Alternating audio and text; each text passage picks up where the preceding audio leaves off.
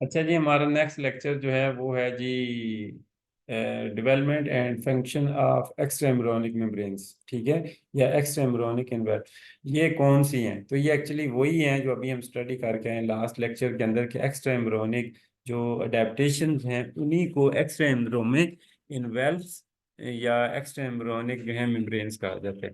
अब ये कई सारी हैं या इसके कई सारे और नाम भी हैं, यानी कि इसको फीटल कैल्शियम मेम्ब्रेन्स भी कहा जाता है और एक्स्ट्रा एम्ब्रियोनिक इन्वेल्व भी कहा जाता है।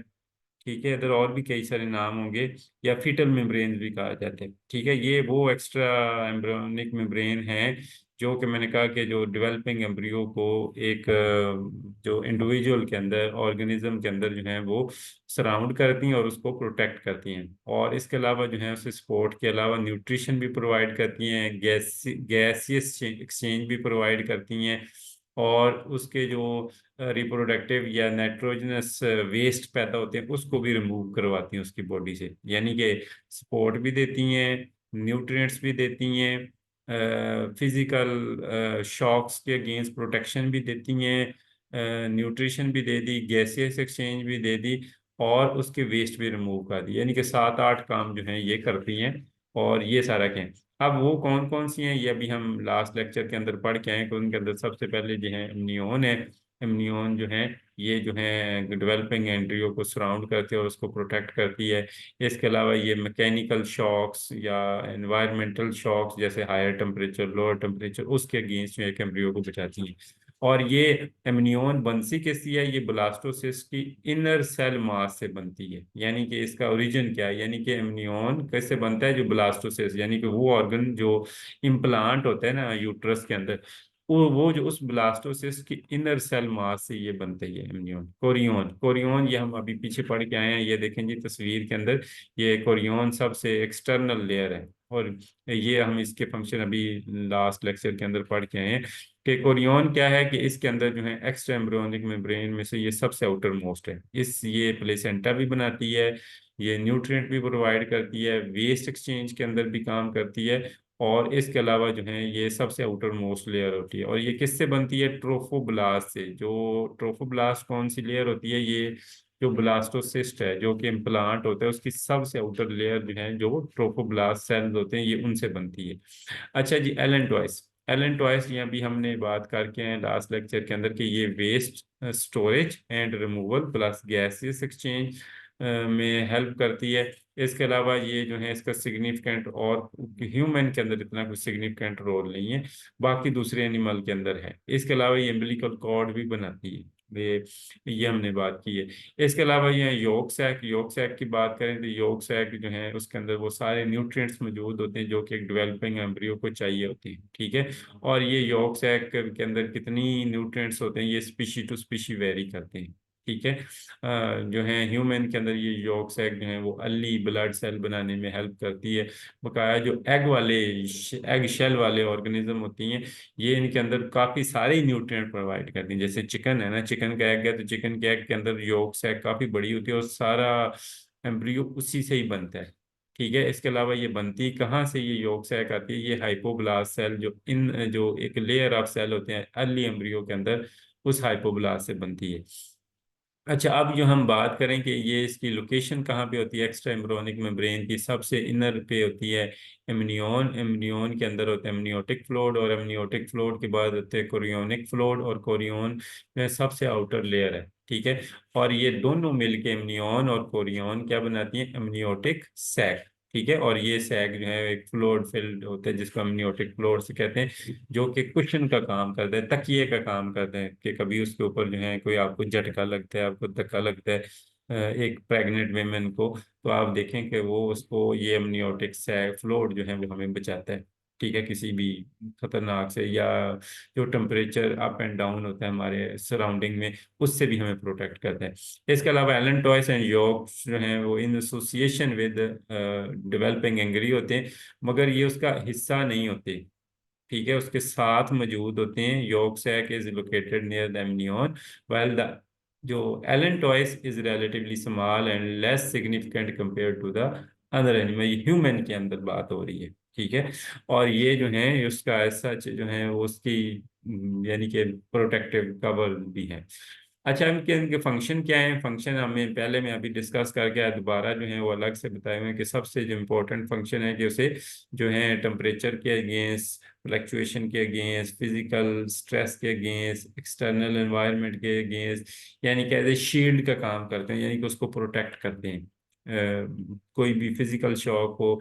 इसके अलावा न्यूट्रिएंट एक्सचेंज। न्यूट्रिएंट एक्सचेंज क्या है कि ये जो है कई सारे जो मदर से, मैंने बताया कि मदर से ऑक्सीजन है, न्यूट्रिएंट हैं, गैसेस हैं, वेस्ट मैटर हैं, ये कौन करवाता है? ये मेम्ब्रेन्स करवाती हैं, ठीक है, जो है।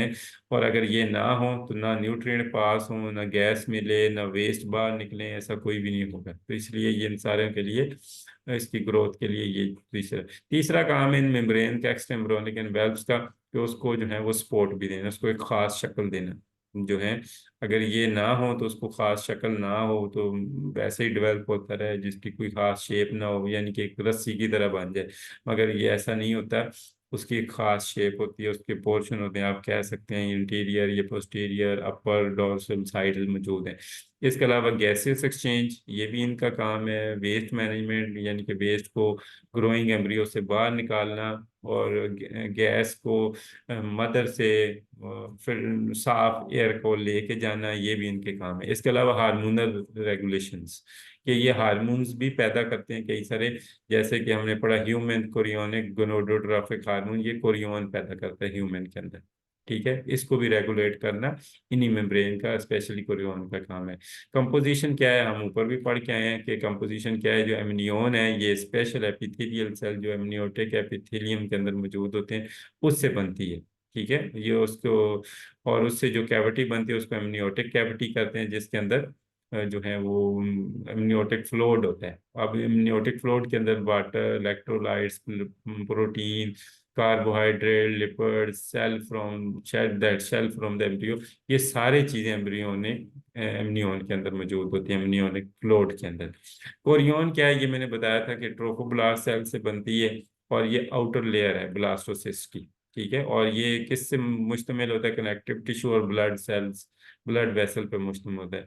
कुछ स्पीशीज जैसा कि इंसानों के अंदर कोरियोन ये एक फिंगर लाइक प्रोजेक्शन के अंदर पाई जाती है, जिसको कोरियोनिक विलाइज भी कहते हैं। ये देखें तस्वीर के अंदर कि ये कोरियोनिक विलाइज जो है वो बनती हैं किससे? एम्ब्रियो से। और ये बार जो है, ये बार वाला जो पोर्शन है, ये प्लेसेंटा, ये प्लेसेंटा भी इसी कोरियोन से ही बनता है, इसके अंदर मौजूद है। अच्छा, इसके अलावा जो है एलेंटॉइस की बात करें, ये जो है मीजोडर्मल और एंडोडर्मल टिश्यू और ब्लड वेसल पे मुश्तमिल होता है। और ये इसके अंदर कनेक्टिव टिश्यू होते हैं, और कुछ स्पेशलाइज सेल होते हैं फॉर गैसेस एक्सचेंज और वेस्ट स्टोरेज। योक सैक, ये मैंने बताया कि ये हाइपोब्लास्ट सेल से मिलके बना होता है योक सैक। और इसके ये योक सैक किन सेल से बनता है? जो कि ब्लास्टोसिस्ट के इनर सेल मास से बनते हैं, ठीक है। और इसके अंदर होता क्या है? सारे न्यूट्रिएंट्स मौजूद होते हैं, ब्लड वेसल होता है, यॉक होती है, न्यूट्रिएंट्स होते हैं जो कि अर्ली डेवलपमेंट के लिए रिक्वायर होते हैं। इन आगे एक्स्ट्रा एम्ब्रियोनिक मेम्ब्रेन का काम क्या? एम्ब्रियोनिक डेवलपमेंट के अंदर सपोर्ट एंड प्रोटेक्शन है, यानी कि उसको सपोर्ट भी देना, एक शक्ल भी देना, उसको प्रोटेक्ट भी करना again environmental hazards, again physical shocks, इस तरह के। इसके अलावा न्यूट्रिएंट्स प्रोवाइड करने इन मेम्ब्रेन को, और गैसेस के एक्सचेंज करवाने। गैसेस एक्सचेंज क्यों? क्योंकि एम्ब्रियो को फ्रेश एयर चाहिए, ऑक्सीजन वाली एयर चाहिए, कार्बन डाइऑक्साइड से छुटकारा पाना है, नाइट्रोजनस स्पेस से छुटकारा पाना है, वो इन्हीं मेम्ब्रेन का काम है। इसके अलावा ऑर्गेनोजेनेसिस के अंदर जो है कि ये मेम्ब्रेन कई सारा काम करती है, जैसे एम्बिलिकल कॉर्ड्स मैंने कहा कि ये कोरियोन से बनती है, प्लेसेंटा कोरियोन से बनता है। इसके अलावा इनिशियल ब्लड सेल फॉर्मेशन जो है यॉर्क सैक से होती है। इसके अलावा होम्योस्टेसिस, होम्योस्टेसिस को उसके अंदर जो है फ्लूइड बैलेंस को मेंटेन करना, ताकि माँ की बॉडी के अंदर पानी ज्यादा हो कम हो। अब वो एम्ब्रियो के अंदर कम ज्यादा नहीं होता, उसके अंदर एक खास लेवल पे ही रहता है, यानी कि माँ पानी ज्यादा पिए या कम पिए, उसके अंदर एक खास जो है वो से रहता है, और उसका एक खास टेम्परेचर भी रहता है, ठीक है। तो इसलिए ये होम्योस्टेसिस यानी कि इंटरनल एनवायरनमेंट को मेंटेन करना, ये भी इसका काम है। अच्छा, हम सिग्निफिकेंस क्या है? ये सिग्निफिकेंस में पहले भी पढ़ के आया कि इसके अंदर डेवलपमेंटल बायोलॉजी, टिश्यू जो है, स्पेशली जो डेवलपमेंटल बायोलॉजी के कई सारे इशू हैं, सेल डिफरेंशिएशन, टिश्यू ऑर्गेनाइजेशन, मार्फोजेनेसिस, ये सारे जो हैं एरिया ऑफ एक्सपेक्ट जो हैं हमें कैसे पता चलते, इन्हीं एम्ब्रियोनिक मेम्ब्रेन्स की स्टडी से।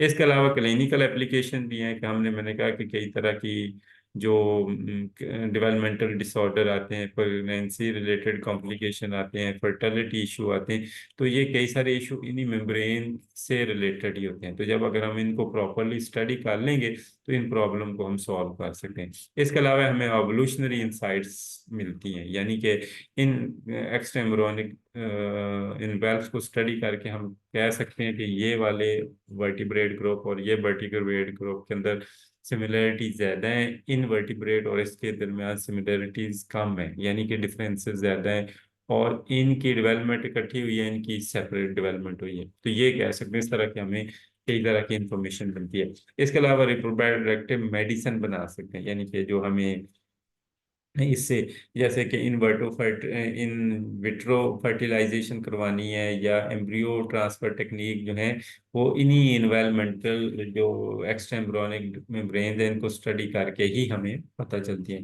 ये दोबारा से उसकी थोड़ी सी डेफिनेशंस आ गई हैं कि ये फीटल मेम्ब्रेन या एक्स्ट्रा एम्ब्रियोनिक मेम्ब्रेन, ये आगे उन्होंने इसको तफसील से बताया हुआ है कि ये मेम्ब्रेन है। ये आप देख सकते हैं इसको तफसील से। ये एम्बिलिकल कॉर्ड है, ये सारा ही टोटल, ठीक है।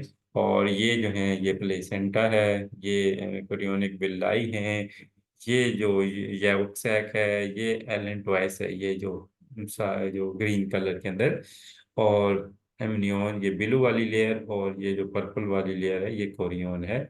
ये आपको देख सकते हैं। तो ये हमारा लेक्चर है जी, इसके ऊपर दूसरा जो है, ये दो लेक्चर जो है इनको पढ़ें, इनके क्विज सॉल्व करें, और अगर कोई क्वेश्चन हो तो मुझसे आप ग्रुप में स्टडी पूछ सकते हैं।